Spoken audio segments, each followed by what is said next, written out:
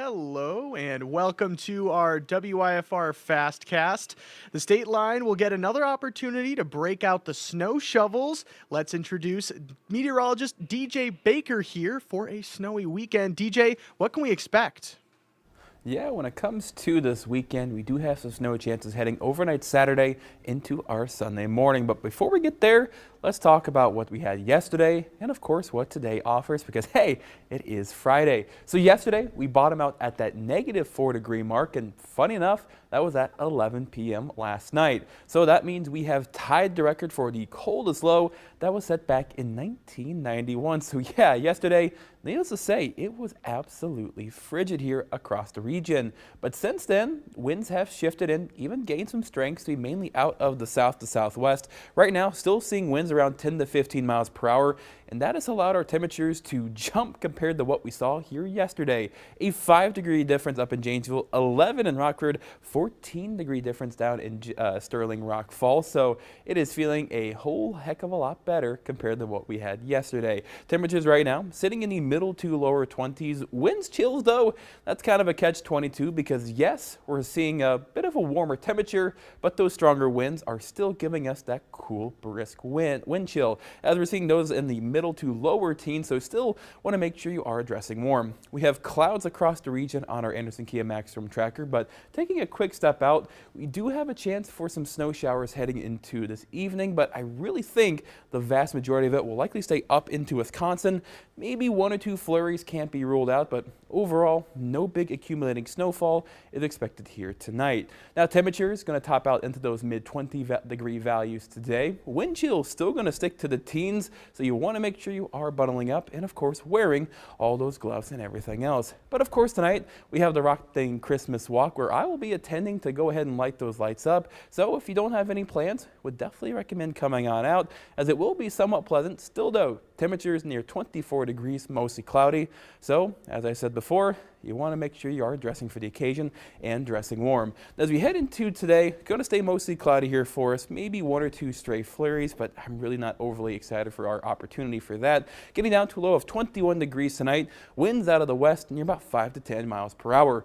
The vast majority of our Saturday will end up being on the dry side, albeit mostly cloudy side here across the region, and with temperatures topping out into the mid-20s, still below normal, but very pleasant compared to what we had for our Thursday. But as we progress on into Saturday night, this is when an upper level disturbance will start to make its way through the region, and that will generate a few snow chances. Now with it, timing wise, just after midnight, I think it'll cross the Mississippi River, finally entering the state line region. And we'll see widespread snow showers as we get into our right around 2-3 o'clock, and this will be across the state line. Finally though, about 7-ish, I do think we'll start to wind down our snow opportunities. Now, Timecast is suggesting that we'll see maybe about 1 to 2 or so inches. Still not overly excited for that, but I do think 1 to 3 is what we'll likely get across the region. Now, I want to preface this by saying that with temperatures well into those middle to upper teens, this is going to be a different snow than what we had here last Saturday, as this will likely be that light, fluffy, powdery snow. So for a lot of us breaking out the shovels, well, our backs likely are going to be saved, as I do think it'll be very easy to go ahead and get a lot of this snow off, where you can use a shovel, snow blowers, heck, maybe even a leaf blower could be a good opportunity, as again, very light, very fluffy, so a lot of our backs are thankfully going to be saved. But I will recommend downloading our WIFR First Alert Weather app, as we do have numerous more snow opportunities heading into Monday, Tuesday, Wednesday, Thursday, and even Friday of next week. And while none of those look like a spectacular chance right now, it's definitely something we're going to be keeping a very close eye on in the days to come. That's a quick look at the forecast, Jake. Going to toss it right back over to you.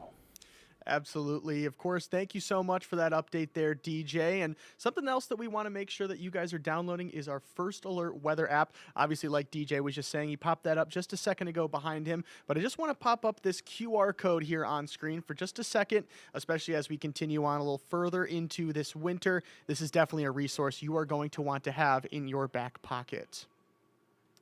And turning back to our top story here this afternoon, a house fire Friday morning leaves $10,000 in damages. Investigators say this fire started after 5 in the 400 block of Brook Road. When firefighters arrived, they found a 2.5-car detached garage on fire. The blaze was put out in less than 10 minutes and didn't damage any nearby homes. No one was hurt, and the cause of the fire is under investigation. Beloit police need our help finding 42-year-old Clifton Jones. He's accused of being involved in a deadly shooting in early October. The crime happened in the 1500 block of White Avenue, which killed a 51-year-old man. Jones faces several weapons charges, and if you know where he is, you're urged to contact Beloit police. Illinois sheriffs across the state support Governor J.B. Pritzker's willingness to consider changes to the Safety Act. Illinois sheriffs believe there should be improvements in expanding judicial discretion, a list of detainable offenses, and transparency in sentencing. Some say they're committed to protecting the safety of every resident in their communities. WIFR's Bria Walters speaks with lawmakers on those potential changes. And just like DJ was saying, state line communities are getting into the holiday spirit, and Rockton invites you to be part of the magic this year with the annual Christmas Walk. Starting tonight, folks are invited out at 5:30 to the Christmas tree lighting in Settlers Park.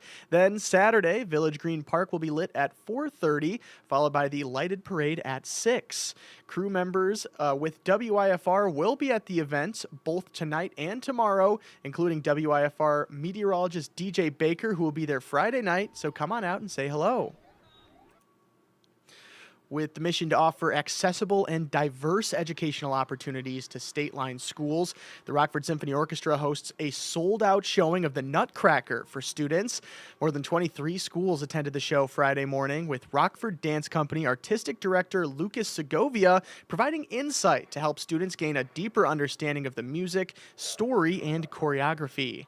The Nutcracker returns to the Coronado Theater Saturday night at 6 and Sunday afternoon at 3. And we've reached 389 donations of our weekly goal of 800 for the WIFR Season of Giving Blood Drive with the Rock River Valley Blood Center. 85 people rolled up their sleeves Thursday, and if you donate today, you could be entered for a chance to win 4 tickets to a Rockford Ice Hogs game. And if you donate Saturday, you're entered for a chance to win a membership to the Discovery Center Museum.